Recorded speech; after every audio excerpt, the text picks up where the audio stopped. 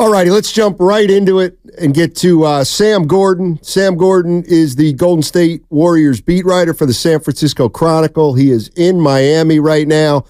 Sam, thank you so much for joining us. Really appreciate it, man. Happy Tuesday, fellas.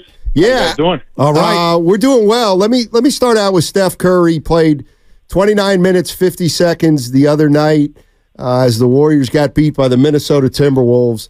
And I guess the question I have for you, Sam, is this something that we're going to see for the rest of the year? And if so, what does it mean for how much emphasis the Warriors are putting on getting the 10th seed? Yeah, great question, right? I mean, I think Steve Kerr on Sunday kind of alluded to the burden that Stephen Curry's been carrying this season. He's been, another stellar year for him, maybe not quite as good as the last couple of years, but still an excellent season, and he still profiles as obviously one of the best players in the NBA. But there's been a little bit of a slump the last few weeks, and of course you have the ankle injury, him coming out of that, and Kerr alluded to trying to manage his minutes for this stretch run. I think going back to Sunday, that was a game that was certainly there to be won. It was definitely surprising seeing him play only about 30 minutes, but you also kind of understand what he's trying to do in order for the Warriors to be at their very best and to have a chance to make the 10 seed. Stephen Curry's going to have to be spectacular. And the schedule lightens up a little bit down the stretch. It's not going to be easy for the Warriors to make the postseason by any means, but managing his minutes, right, as frustrating as it might have been for fans that, Steph didn't play as many minutes as they would have wanted him to on Sunday. I understand what Kerr's trying to do. There's going to be winnable games coming up on the schedule, and it's important that he's fresh and rested and healthy the rest of the way. So certainly a game in the micro that the Warriors could have won had he played more, but in the macro, you understand what he's trying to do, right? And will they make will it work? I don't know. That's what we're going to kind of find out the rest of the way, but it's a 12-game sprint. They want him to be at his best, and certainly, an understandable strategy, as frustrating as it may be, given the burden that Steph has had to carry as, the primary creator for other guys and obviously creating his own offense a lot of the time as well. Sam, good to talk to you, man. I've been carrying the flag all year. I've been trying to be positive, but I'm going to be honest. I'm nervous as hell. I still haven't forgot that Saturday home game with no Wemby against San Antonio. You beat Milwaukee. I'm like, there it is. Here they go. And then they lose Curry. He comes back, and they're 2-3. We got Friday night here against the Pacers, and Sunday. Are you shocked, Sam, that they're 36-34 and Houston is right on their tail? Like, where do you feel like this thing is headed? Yeah, I mean, I'm definitely a little bit surprised, right? They had that kind of 14-4 surge that propelled them right back in the mix, and that Lakers game wasn't that long ago where they, grabbed the 9 seed and grabbed kind of control of where they were in the standings and looked like they had a shot to at least solidify where they are in the play-in, right? And it's first and foremost definitely a credit to Houston with how well they've been playing, with how they've been able to click with Jalen Green finding his groove without Şengün in the lineup. But this is kind of big picture. The Warriors are a 36-34 team. This is kind of who they've been all season with the consistency is their inconsistency. You don't know what you're going to get night to night. They cough up a lot of leads. They lose games in the fourth quarter. They lose games down the stretch. And Houston is the younger, fresher team that's obviously making a surge. Ime Udoka pushing all the right buttons in his first year as their head coach. So I expect it to come down to the wire. There's a game, obviously the Warriors play the Rockets next week. That game carries a heck of a lot more meaning than it did a couple weeks ago. So, not the season anybody I think thought the Warriors were going to have, but it's a roster where guys are. I mean, who's in their prime on this team right now? Who's squarely smack dab in the middle of their prime?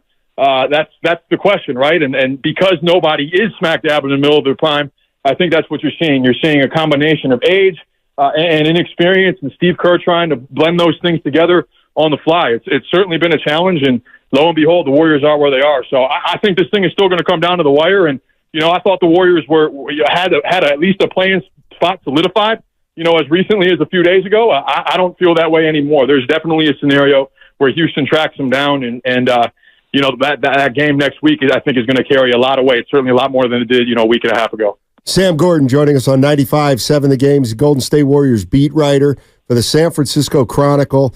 I'm trying to figure out how motivated the Warriors are, and right now they're a half game ahead of the Rockets. And to my way of thinking, boy, I bet you the Rockets are more motivated to get the 10th spot than the Warriors.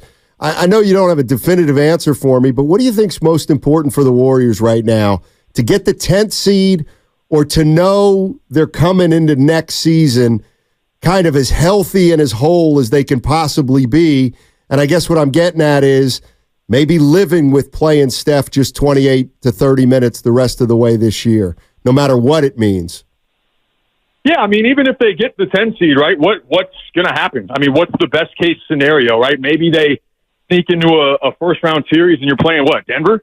I mean, how's that going to go? Of course, you want to make the playoffs. Of course, the Warriors are saying all the right things, publicly, and it would seem that, I mean, nobody wants to miss the play-in. I'm not saying anybody does. You don't want to miss the play-in altogether, but big picture, this isn't a championship caliber team. We know that. We've seen that all season. Championship caliber teams aren't 36 and 34 with 12 games to play. So even if you make the play-in, how far are you going? What are you doing, right? The big picture outlook is that Stephen Curry is still great.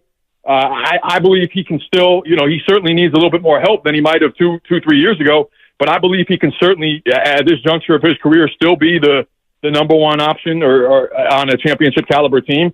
But he needs more help. The roster needs to improve. I would expect significant changes this offseason, regardless if they make the play-in or not, just based on how this season is gone. And big picture, you want to try and preserve the window that Stephen Curry has while he is still great, and it's not looking like you're going to do anything this year. So I'm with you. I think the big picture at this juncture is more important. Not that making the play-in isn't still a goal, but again, where are you really going if you make the play-in? I think this team has showed who it is throughout the course of the season, and a series against Denver, a series against one of the top teams in the West. It doesn't seem like it would go in their favor at this point, given their record against teams better than 500 all season. So we'll see what happens, right? We'll see what happens these last 12 games. But either way, I would expect a lot of changes this summer if you're trying to compete for titles while Steph is still in his prime. Yeah, going to be exciting. And speaking of Steph, I told my partner, I ran this by him. You tell me what you think, Sam. He needs help, and there's not one Golden State Warrior above the team. Klay Thompson, he's had an up-and-down season, and he has been fantastic since moving to the bench. But I'm watching the starts and the ends of these games, Sam, and I'm like, you know what? Hey, Klay, you're in a groove. You're a 4-time champ. Would you be against my plan of maybe moving Klay back into the starting lineup? What would you say to that, Sam? I mean, certainly the Warriors need as much juice offensively as they can have, right, or as they can possibly get, and he definitely provides that. He would definitely provide that to the starting lineup, right? As great of a glue guy Brandon Podziemski's been as a rookie, all things considered, getting him outside of the lottery, he still had an exemplary rookie season. He hasn't. He's not the offensive player. He's not the scorer that Klay Thompson is, even at this stage of his career. So. It's certainly worth, I think, considering. At the same time, that starting lineup has gelled pretty well for the most part, right? Again, it's had its struggles. It hasn't been perfect, but for a better part of that stretch there, it was profiling as one of the better groupings in the NBA, and Klay Thompson was certainly, found a groove coming off the bench. So I don't know if that's necessarily enough, if how much of a difference that's going to make, but I definitely get where you're coming from in terms of maximizing the offense in the starting lineup. We'll see what Steve Kerr decides to do. I would expect for him to stay with the starting lineup as presently constructed, but there's definitely merit to getting a little bit more offense out there with the first grouping for sure. Sam Gordon joining us on 95.7 The Game. He writes for the San Francisco Chronicle, covers the Golden State Warriors. Let me ask you about Jonathan Kuminga. He's had a breakthrough type of season. He's taken that third-year leap. Now he's eligible for a contract extension. It's the same year that Jordan Poole got one a couple years ago. I can't imagine the Warriors won't re-sign Kuminga this year. Is there any chance that they let him play his fifth year? They'd still have his rights after his fifth year, or is he looking at a $30+ million a year payday like Jordan Poole did a couple years back? Yeah, I think the prudent thing would, for at least from the Warriors' perspective, would be getting that extension done as soon as possible, right? Given that the growth that he's made this year, I think you'd be able to lock him in at a pretty efficient number. I think if the risk you run by not extending him this year, again, if you're the Warriors, is he's even better next year, and then you have to pay a bigger premium with him going into restricted free agency. So it's definitely been one of the bright spots in an up and down season. You see the potential, you see the production, you see the confidence starting to develop. It's not just the power getting to the basket anymore, right? You've seen him the last couple of weeks sprinkle in some shots off the bounce from the mid-range. You see him shooting the three ball with a little bit more confidence, even though that's not yet a focal part of his game, right? You see the development all around. So I think the prudent thing to do would be to get that done, get that deal done as soon as possible, and then go from there and maximize your flexibility this summer. Saturday, Coach Kerr spent most of the day showing the team their blown assignments against the Pacers. And, Sam, I want to ask you, why does it seem like every team that plays the Warriors they're Larry Bird from the outside, and the Warriors just have a problem collectively guarding the perimeter? Why is that? Well, I think it's because you don't have a traditional rim protector. So instead of being able to funnel drives and being able to be, I guess, a little bit more aggressive on the perimeter, knowing that you have help on the inside, it takes such a collective effort to protect the paint, right? It takes a lot of rotating, a lot of scrambling, and you have to give up something. You're not going to take away everything. And given the current roster construction and who you have from a personnel standpoint, given the lack of elite perimeter defenders that you have at this stage, that's kind of the trade-off. And Steve Kerr talked about it, a couple of days ago, that their priority is always going to be to protect the paint, and that's understandable. The most efficient offense is still around the basket, even in the three-point shooting era. But the concession is, those three-pointers that you're talking about. The Warriors are one of the top teams in the league in terms of allowing three-pointers, or one of the worst teams in the league, however you want to phrase it.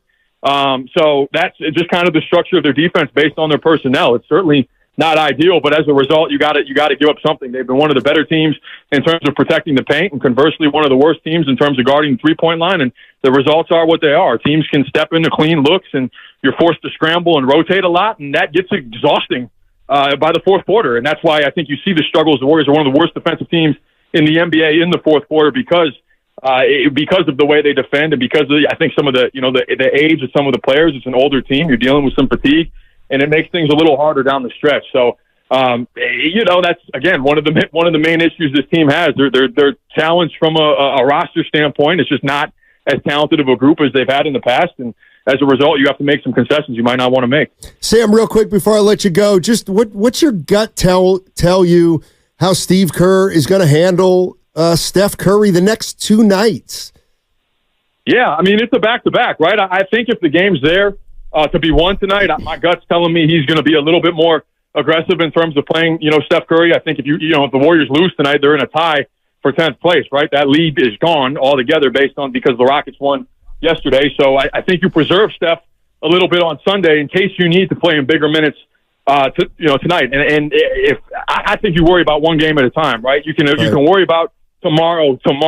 You got to worry about tonight. And Miami's also in a situation where they're fighting for standing on the Eastern Conference. They're a little bit banged up. And are in a position where they have to, they're going to have to fight, and you might see some backups out there playing more significant minutes. But you worry about tonight, you worry about tomorrow, and you worry about the rest of the road trip, throughout the rest of the road trip. Appreciate it, Sam. Thank you so much for joining us, man. Appreciate you guys. Thank you for having me. Yes, sir. Sam Gordon, Golden State Warrior beat writer, San Francisco Chronicle.